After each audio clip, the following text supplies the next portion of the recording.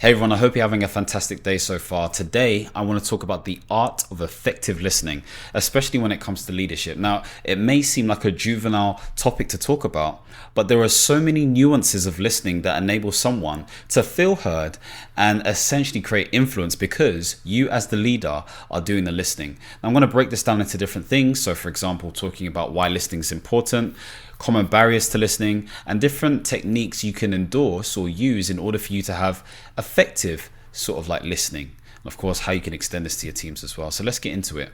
So what is listening?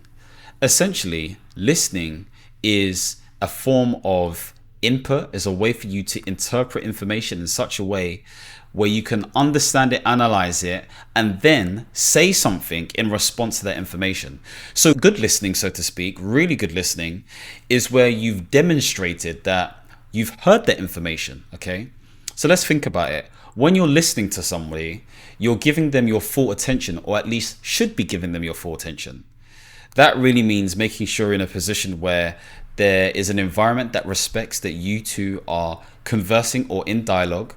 You are creating a space of psychological safety. So in other words, there is an opportunity for you to adequately and appropriately support that person, but challenge them as well in a constructive way, in addition to create good levels of rapport and trust, okay? The other thing I want to say is that there's so much happening around us. You know, there's so much noise. If you think about it, that there's this old sort of like saying or this question, you know, does a tree make a sound if it falls down in the ground but you're not standing there? That's for you to decide, okay? I can't decide that question for you. But the point being made is listening, or at least sound, is happening all the time. And so when we listen to something, we are consciously targeting and focusing in our attention to that very thing. So when it comes to all of this stuff, again, if you don't respond appropriately based on what someone said, you're not allowing someone to feel heard. It's that simple. And so if we move away from this, we're understanding that listening highlights a sense of empathy, okay? What is empathy? Empathy is showing that you are sitting in the person's shoes. It is also showing a level of trust. The person may feel like they can trust you because you're giving them the opportunity to say what they need to say. And in order for them to do that, there needs to be a level of active listening, okay? There's passive listening where you don't really care. There's active listening, which is much more, again, representative or representative. I said that so weird, of displaying that you're listening. So this is where you may be doing body language that shows you're listening. You may be going, okay, or just looking at their direction, or, you know, changing your facial expressions when their language that they use or the words that they use evokes a certain type of emotion, okay? This all shows that you're listening. But if you're not doing this and you're just kind of like stationary with your face and your actions and everything else, you're not displaying elements of good listening, okay? So when we think about all of this stuff, again, this is all catered towards understanding. But really think about it like this. Think about it in terms of input, process, output. So input, this is obviously the information, the words and all that kind of stuff there that's being input into your space, into your mind, into your head, all of that kind of stuff there. That is processed a certain way. And then afterwards, there is an output that comes from that. Now, of course, this is broken down even more. Okay, so I'm going to refer to my notes when speaking about this stuff. So you receive information, you understand information, you evaluate information, you remember information, and you respond. Let's break that down. Receiving the information is straightforward. Understanding it though, this is where you're taking the time to really take in what's being said and you are contextualizing it, which moves on to the next stage, which is where you evaluate. You kind of like measure out and see what this really means. Then you remember all of that stuff that you've just done in addition to the information, and then you respond. That's essentially what happens. And then the person goes through that process themselves. So the quality of all of that breakdown is what determines how good your listening is. That's what it really comes down to at the end of the day. So what are some of the common sort of like barriers to good listening? Well, number one is where you're looking to just speak before the person has actually completed saying what they're saying. This happens to a lot of us. You know, during my coaching journey, everything else, I've had to learn and train myself to be in a position where I don't just say what I want to say. I say what makes sense in inquiry, the line of inquiry of what the person is saying. In other words, if the person's talking about X, I need to make sure that they're not BSing themselves, and I'm making sure I'm giving them the space to be heard so they can truly say what they want to say, so we can have a meaningful conversation. That's what it comes down to.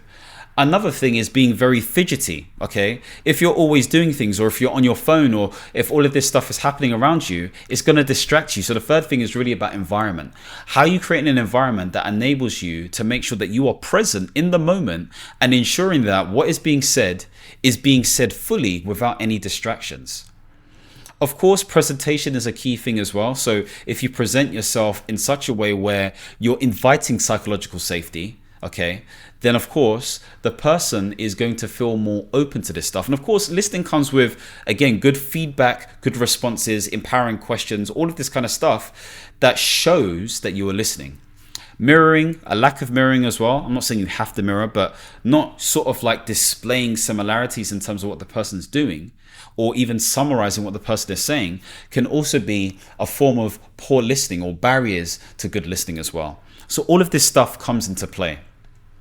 Now, there's some techniques in order for you to improve your listening, and here's one of them. This is one I did when I first started my coach training sort of like a couple of years ago, but one that I also do with my, again, cohorts as well when I'm doing this training stuff. Now, what you should do is sit down, opposite somebody else, and get them to talk for 10 minutes about an interesting topic, at least anyway, and don't say anything, but show them that you were listening. Show them that you were listening. Do nods, go and all of this kind of stuff to present and highlight that you were listening. That is one way you can do this. Another way you can do this is gain feedback from colleagues, team members, direct reports, all of that stuff there, because again, it allows you to understand what you need to do to improve. Of course, get into the habit of summarizing information, okay? Summarize what people have said or paraphrase what people have said, because again, that allows you to understand what you need to do in order to improve your understanding of the situation. Another thing that you can do is ask more open-ended questions, okay? To allow the person to go through the journey of their sort of like talk or response or whatever it may be, rather than closed questions such as yes or no questions or whatever it may be. So these are things that you can do to improve your active listening skills. Now, of course, what happens when you develop your listening skills as a leader, and how does this affect your team? Well, if your team feels like they're being heard, you have more influence. It's that simple. This comes down to influence at the end of the day. It means that the dynamics of the team are conducive to productivity. Because if there is, again, this ability for you to listen well and they feel heard, then that minimizes any disruption for communication. It also invites your team to talk more about some of the challenges that they're facing, some of the success stories that they've had, ways that things can improve, etc., etc. Is creating a culture of an open door policy where people can feel like they're more themselves. They feel more authentic, so to speak. And that really means they're being less of an imposter. They're more comfortable around their co-workers and their leader. And they're not in a position where they're being superficial. Okay. So all of this stuff is really important. And you want to encourage people to call you out if your listening skills aren't great. So all of this stuff really comes into play. Now, of course, what I would say is if you're going to take your listening skills into the next level, I would think about coaching. Actually, I'd think about becoming a coach, or at least using a coaching style. Now, I've said this before on my channel that I'm opening and developing a coach training company that accredits individuals via the EMCC, so that's the European Mentoring Coaching Council. And this gives you the chance to not only use this coaching style for your leadership, but you can become a coach obviously within your organization or outside of your organization and do your own thing. So of course, if you're interested in that, then you can join my waiting list. You can send me a DM and we can have a conversation, if anything, via LinkedIn. But the point I'm making is that becoming a coach or using coach-like tendencies, real coaching, by the way, I'm not talking about mentorship or training. I'm talking about real traditional coaching, then it's an opportunity for you to raise the bar when it comes to your listening skills. So hopefully this has helped. Hopefully this has given you more of an idea of how important listening is when it comes to your leadership development and your skills. If you want to see more videos centered around portfolio careers and life management, don't forget to subscribe and hit the notification bell. And as always, my friends, understand, reach, and expand. Peace.